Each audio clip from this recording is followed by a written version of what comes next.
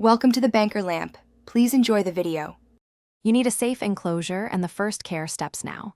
Start by placing a thermostat-controlled heat source on one side to create an 80 degrees 92 degrees gradient. This allows your snake to thermoregulate. Next, add 2 hides, one on each temperature zone, and a shallow water dish sized for soaking. Use absorbent substrate folded or layered to 1 inch to begin. Once done, install a secure lid and set up a simple daily log for temperature and behavior so you can detect problems early. You'll establish a reliable feeding and handling plan. Offer appropriately sized thawed prey every 7 to 14 days depending on age. Present with tongs and remove uneaten items after 1 hour. Make handling sessions short, gentle, and after digestion, typically 24 to 48 hours post-meal, to avoid regurgitation.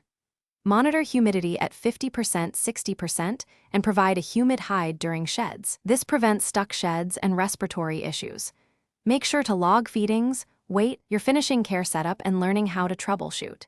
Keep the enclosure spot clean weekly and do a full substrate change every 2 to 3 months to prevent pathogens. Check your snake daily for appetite, clear breathing, and normal stools. If it refuses multiple meals, wheezes, or shows discharge, contact an experienced reptile vet.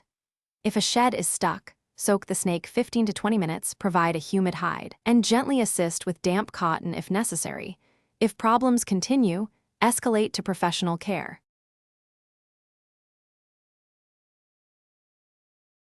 Thanks for watching. If this was helpful, leave a like and consider subscribing. See you next time.